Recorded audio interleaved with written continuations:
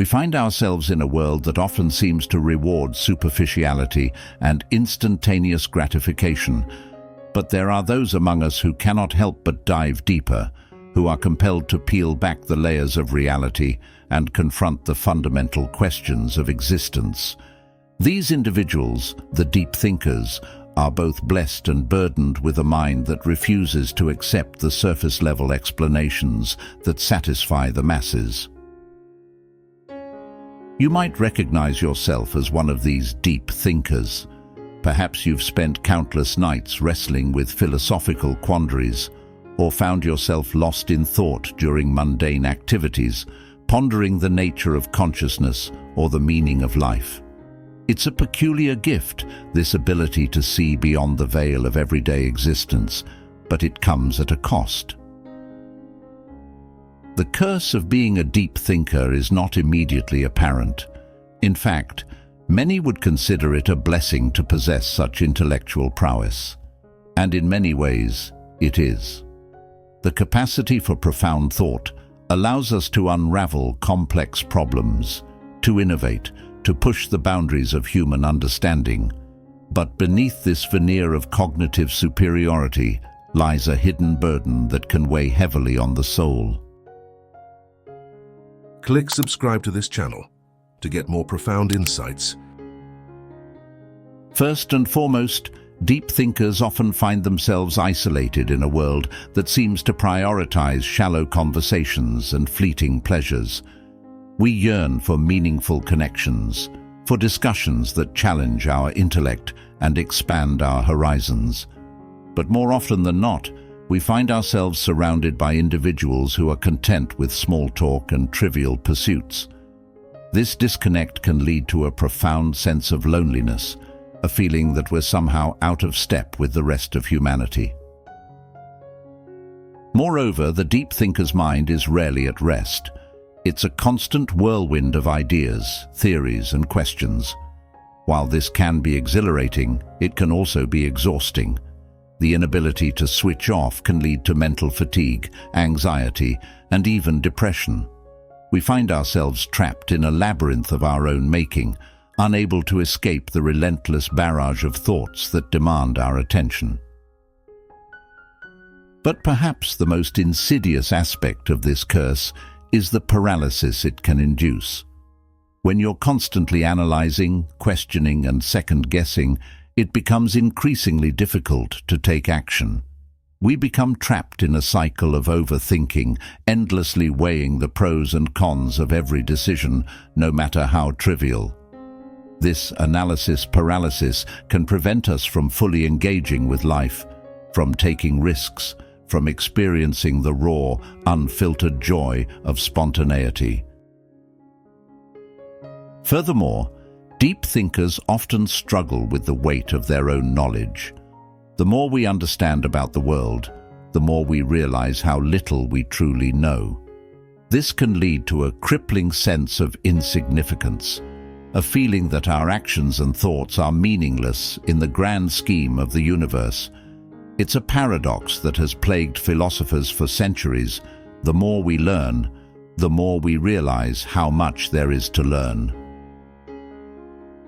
This realization can be particularly challenging when it comes to confronting the harsh realities of existence. Deep thinkers are often acutely aware of the suffering in the world, of the injustices and cruelties that seem to be woven into the fabric of human society. This awareness can lead to a sense of despair, a feeling that no matter how hard we try, we can never truly make a difference. But it's not all doom and gloom. The curse of being a deep thinker, like any curse, can be transmuted into a blessing if we learn to harness its power. The key lies in finding a balance between thought and action, between introspection and engagement with the world around us. One of the first steps in this process is learning to embrace uncertainty. As deep thinkers, we often feel compelled to find definitive answers to life's big questions. But the reality is that some questions may never be fully answered. Instead of viewing this as a source of frustration, we can learn to see it as an opportunity for continuous growth and exploration. We must also learn to cultivate mindfulness, the ability to be present in the moment without judgment. This can serve as a counterbalance to our tendency to get lost in abstract thought. By grounding ourselves in the present, we can find respite from the relentless churning of our minds and reconnect with the simple joys of existence. Moreover, we need to recognize the value of our unique perspective. While it may sometimes feel like a burden, our capacity for deep thought is a gift that can be used to make meaningful contributions to the world.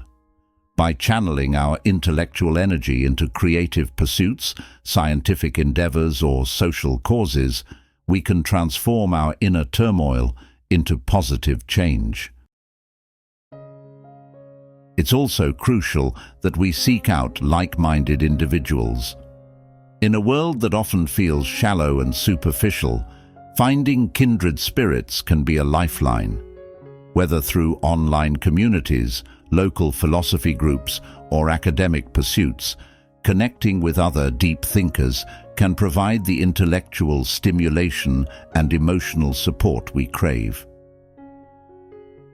At the same time, we must resist the temptation to isolate ourselves completely from those who don't share our inclination for deep thought.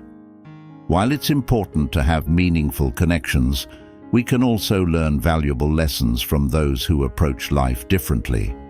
Sometimes, the simplicity and straightforwardness of those we might consider shallow can provide a much-needed counterpoint to our complex mental landscapes. As we navigate the labyrinth of our own consciousness, we must also be wary of the trap of intellectual arrogance.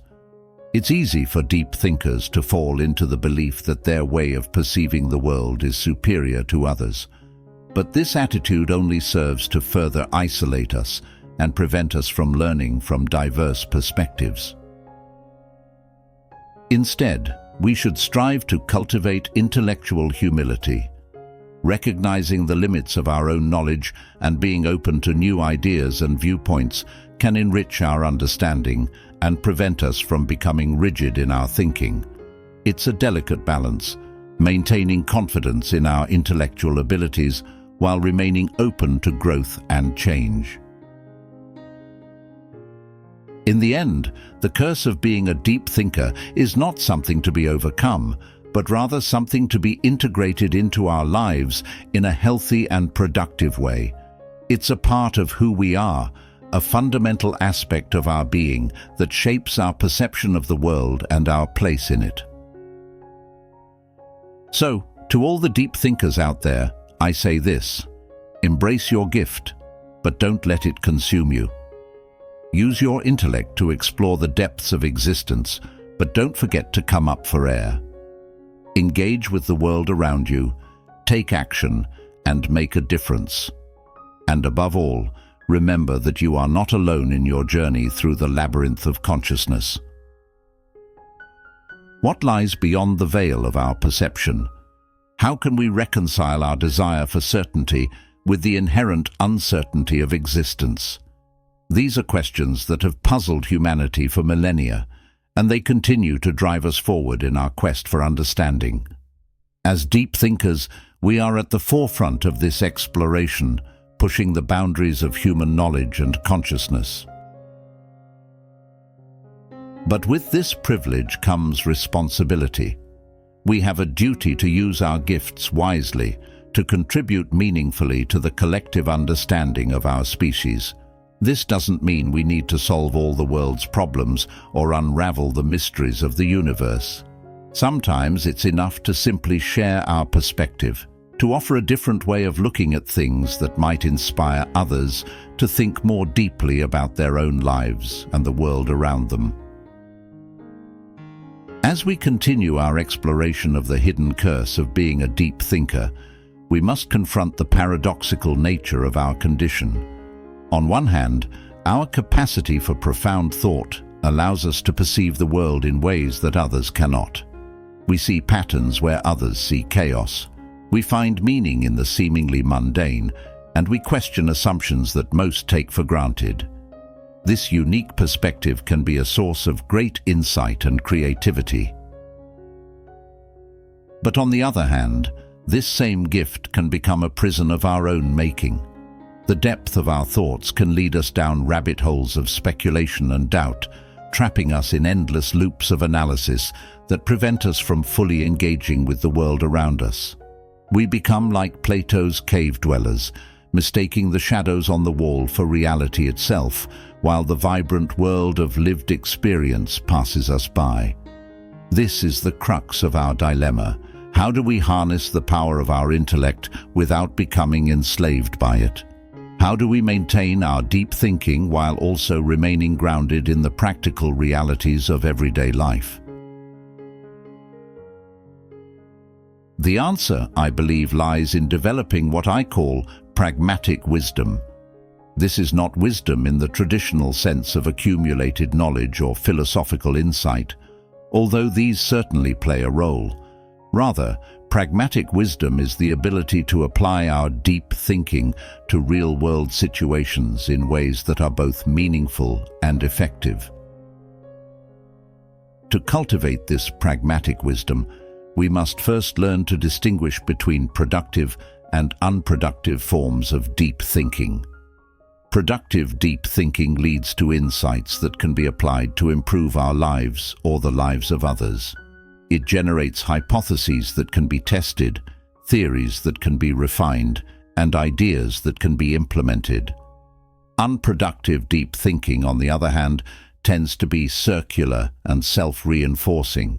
It leads us down endless paths of speculation without ever reaching a meaningful conclusion or actionable insight. The challenge, of course, is that the line between productive and unproductive thinking is not always clear. What seems like a fruitless philosophical musing one day may lead to a breakthrough insight the next. This is why it's crucial for us, as deep thinkers, to develop a kind of metacognitive awareness, an ability to observe and evaluate our own thought processes. This metacognitive skill allows us to step back from our thoughts and ask ourselves, is this line of thinking leading somewhere useful? Am I gaining new insights, or am I simply rehashing old ideas? Am I approaching this problem from multiple angles, or am I stuck in a single perspective? By developing this skill, we can learn to guide our thoughts more effectively, steering them towards productive channels and away from unproductive rumination. This doesn't mean we should avoid difficult or abstract thinking altogether. Far from it. Some of the most important breakthroughs in human history have come from sustained, deep reflection on seemingly intractable problems, but it does mean that we should be mindful of how we're using our mental energy and strive to direct it in ways that are ultimately beneficial. Another crucial aspect of developing pragmatic wisdom is learning to translate our abstract thoughts into concrete actions. As deep thinkers, we often feel most comfortable in the realm of ideas. We can spend hours, days, even years contemplating philosophical concepts or scientific theories. But if these ideas remain purely abstract, never manifesting in the physical world, their impact is limited. This is where many deep thinkers falter. We become so enamored with the beauty and complexity of our thoughts that we forget to ground them in reality. We must learn to bridge the gap between theory and practice, between contemplation and action. This doesn't mean that every thought needs to lead directly to a tangible outcome. Sometimes the value of deep thinking lies in how it shapes our perspective or influences our long-term decision-making. But it does mean that we should regularly ask ourselves, how can I apply this insight in my life? How might this idea be used to solve real-world problems? What concrete steps can I take based on this understanding? By consistently asking these questions, we can ensure that our deep thinking remains connected to the practical realities of life. We avoid the trap of becoming pure theorists, detached from the world around us, and instead become pragmatic philosophers, using our intellectual gifts to navigate the complexities of existence more effectively. But this process of translating thought into action is not always easy. It requires a willingness to take risks, to expose our ideas to the harsh light of reality, where they may be challenged or even disproven. This can be particularly difficult for deep thinkers, who often prefer the safety and control of the internal world of ideas. We must learn to embrace this discomfort, to see it not as a threat to our intellectual identity, but as an essential part of the growth process. When we put our ideas into practice, we open ourselves up to new experiences and insights that can further enrich our thinking. This creates a positive feedback loop where action informs thought and thought guides action, leading to ever-deepening levels of understanding and effectiveness. Moreover, by engaging with the world in this way, we can begin to address one of the most pernicious aspects of the deep thinker's curse: the sense of disconnection from others. When we translate our thoughts into actions, we create opportunities for meaningful interaction and collaboration. We move from being passive observers of life to active participants, contributing our unique perspective to the collective human experience. This engagement with the world also helps to counteract another common pitfall for deep thinkers: the tendency towards nihilism or existential despair. When we spend too much time contemplating the vastness of the universe or the seeming insignificance of human existence, it's easy to fall into a state of hopelessness. We may begin to question the point of any action, any effort, in the face of such cosmic indifference. But by grounding our thoughts in action, by making tangible contributions to the world around us, we can find meaning and purpose even in the face of existential uncertainty. We may not be able to solve the grand mysteries of the universe, but we can improve the lives of those around us. We can create art that moves people, develop technologies that solve problems, or simply be a source of support and understanding for others who are struggling with their own existential questions.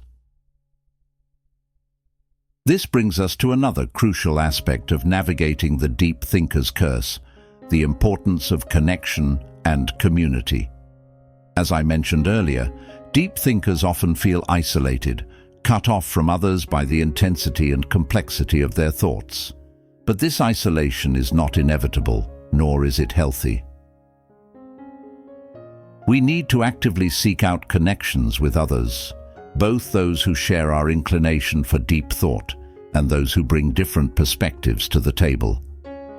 This diversity of interaction is crucial for our intellectual and emotional well-being. When we engage with other deep thinkers, we find kindred spirits who understand our mental landscape. We can explore complex ideas together, challenge each other's assumptions, and push our thinking to new heights. These interactions can be incredibly stimulating and validating, reminding us that we're not alone in our quest for deeper understanding. But it's equally important to connect with those who don't share our tendency for deep thought. These interactions can provide a much-needed balance to our mental lives. They can remind us of the simple joys of existence, the value of practical knowledge, and the importance of emotional intelligence alongside intellectual prowess. Moreover, by engaging with a diverse range of people, we expand our own understanding of the world. We gain new perspectives, encounter different ways of thinking, and are forced to communicate our complex ideas in more accessible ways. This not only enriches our own thinking, but also helps us develop the crucial skill of translating our deep thoughts into language that others can understand and appreciate. This ability to communicate complex ideas effectively is another key component of pragmatic wisdom. It's not enough to have profound insights. We must also be able to share these insights in ways that resonate with others. This requires a deep empathy and understanding of how others think and perceive the world. As deep thinkers, we often struggle with this.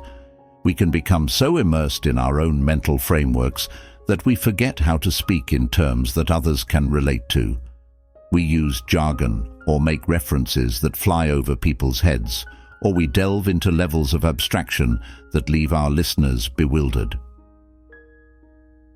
To overcome this, we must learn to be translators of sorts, bridging the gap between our deep thoughts and the everyday understanding of others.